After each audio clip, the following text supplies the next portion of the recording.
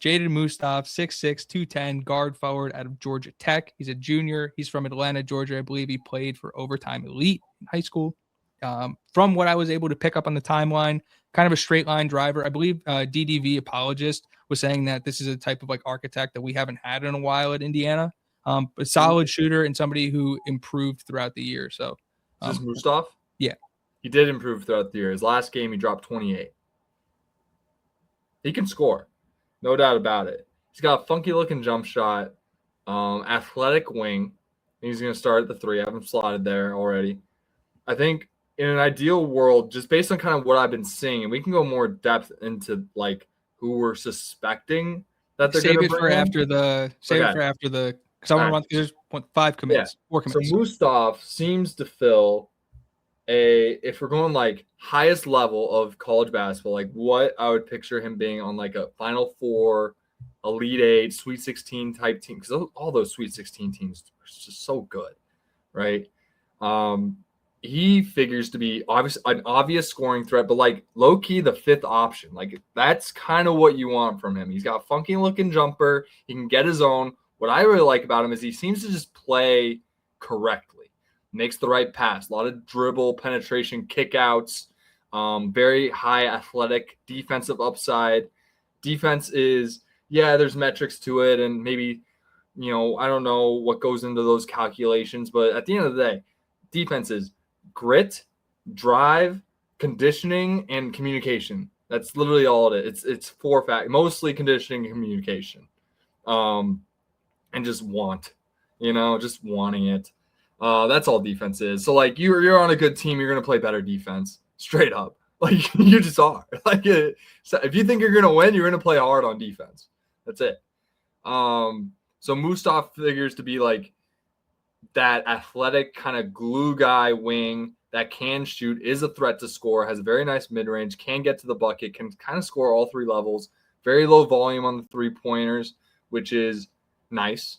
I guess, if we have a balanced offense, we do get like the one thing that really stood out to last year's team, what I really liked and got excited about DeVries is that when we played lower level competition where we did have the talent advantage, we got open looks for days. We were throwing lobs, we were sharing the ball, our assist rates were super high. And it comes to show you, we didn't have a guy that can just get a shot by himself, which kind of that's where the talent gap kind of comes in, where Mustaf in a pinch can be that guy. Like he can go get his own bucket if he needs to. And like, ideally, like that's your 5th option. Like he's not very like efficient at it, but he's like, he can really fit into that mold as like a very glue scoring threat. Like if he averages 10 again next year, like that's perfect. That's really all we need from him. Like if he puts up the same stat line, like we need that. ACC starter, love that. Georgia Tech wasn't very good, but like played in the SEC, ACC, and I think what's really standing out like high level again, like we're bringing in guys from big programs as opposed to Davidson, Elon, Troy.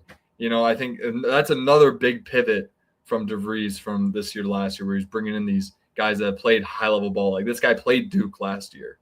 Like half the guys on our team haven't even sniffed a team that's similar to Duke going into their college careers, right? So it's like, or at least on a consistent basis, right? Maybe they had a one-off big game, buy game back in the days, but like we're getting these high-level talented guys with a lot of upside, and Mustaf's just another one of them. He's also a junior. We're gonna get 2 years of him. Awesome.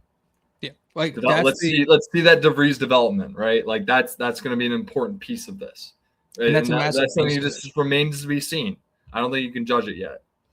I think it's 2 things you pointed out that are really important. One, where the talent's coming from, like you said, from high major places. This is a guy who was playing Carolina, was playing Duke, was playing Virginia. Like these are tournament teams that were capable of making runs, teams that have multiple different like skill sets they can throw at a defender or a guy on offense type of thing. And then like you pointed out, he's a junior. And so in theory, you get him for this year, you get him for next year too. And so the development piece of it, and we can go through the additions by BPR after, but the development piece of it is going to be huge. And he played in Atlanta, big like basketball hub, big circuit over there, Peach Jam over there, right?